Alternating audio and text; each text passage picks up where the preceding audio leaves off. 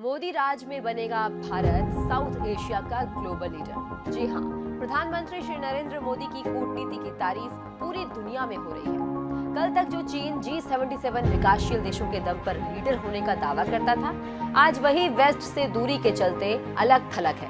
वहीं भारत की लगातार मजबूत होती अर्थव्यवस्था, भारत का आर्थिक शक्ति के रूप में उभरना, फेवरेट ग्लोबल इन्वेस्टमेंट डेस्टिनेशन होना, पश्चिमी देशों से भारत के मजबूत संबंध और भारत की सबको साथ लेकर चलने की नीति से भारत साउथ एशिया की सबसे बड़ी शक्ति बनकर उभरा है।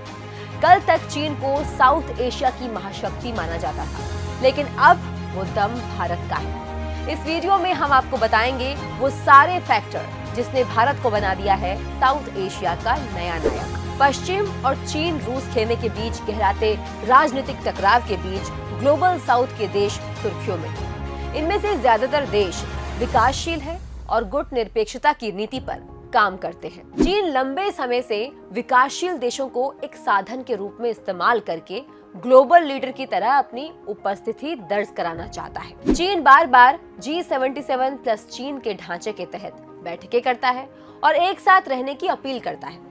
आपको बता दें, G77 एशिया प्रशांत, मध्य पूर्व, अफ्रीका, लैटिन अमेरिका और कैरिबियन के विकासशील देशों का एक समूह है जिसमें अब 130 सदस्य हैं। इसके अलावा चाइना ने 2010 के बाद से बेल्ट एंड रोड इनिशिएटिव के तहत एशिया और अफ्रीका में बुनियादी ढांचे के विकास के लिए भारी वित्तीय सहायता प्रदान करके अपने प्रभाव का विस्तार किया है। लेकिन चीन अब विपरीत परिस्थितियों का सामना कर रहा है, क्योंकि BRI ने श्रीलंका और कुछ अफ्रीकी देशों को भारी कर्ज से जूझते हुए छोड़ दिया है। BRI भागीदार देशों में बुनियादी ढांचा विकास परियोजनाएं भी कोविड-19 महामारी के कारण पटरी से उतर गई है। लेकिन इस संकट काल में भारत सबके लिए नई उम्मीद बनकर उभरा है। ऐसे में ये वक्त भारत के लिए काफी अहम है, खास तौर से जब वो G20 देशों की अगुवाई कर रहा है।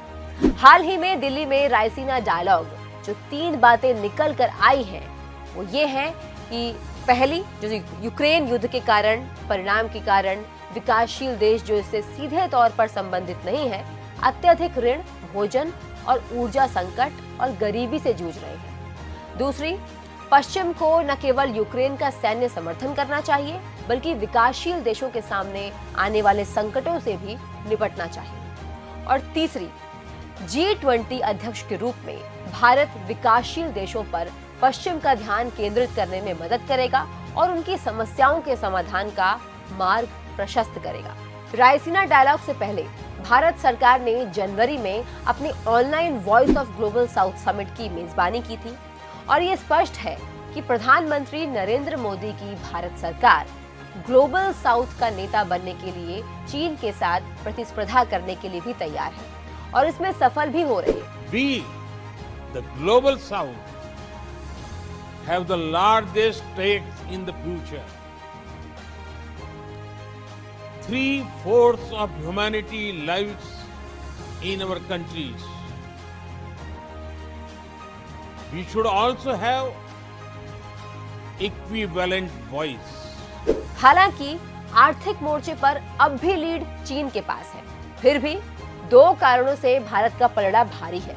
सबसे पहला, चीन की पश्चिमी से दूरियां और चीन और अमेरिका के बीच कोल्ड वॉर चल रहा है, जबकि भारत के क्वाड ढांचे में जापान, अमेरिका और ऑस्ट्रेलिया से काफी अच्छे संबंध हैं। इसलिए साउथ एशिया के विकासशील देशों का पश्चिमी देशों से अगर कोई तालमेल बैठा सकता है तो वो है भारत। और दूसरा, चीन और ग्लोबल साउथ के बीच परेशानियां बढ़ रही हैं।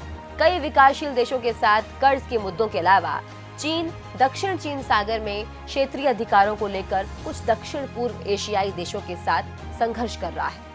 9-10 सितंबर को G20 शिखर सम्मेलन के रनअप के दौरान भारत अत्यधिक ऋण, भोजन और ऊर्जा और अन्य दबाव वाले मुद्दों पर चर्चा करेगा।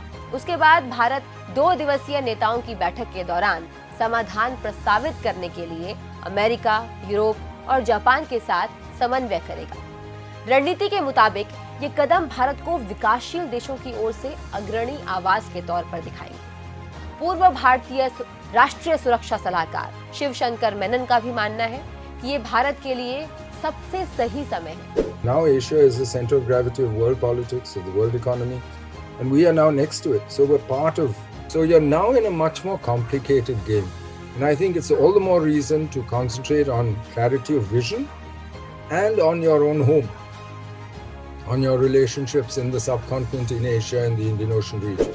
ये मोदी एरा की कूटनीति है कि रूस यूक्रेन मामले में भारत के तटस्थ रहने और रूस से अपने संबंध जारी रखने के बावजूद अमेरिका ने भारत पर कोई प्रतिबंध नहीं लगाए, क्योंकि चीन से तनातनी के बाद अमेरिका भी जानता है कि दक्षिण में तालमेल के लिए भारत के अलावा और कोई विकल्प नहीं है।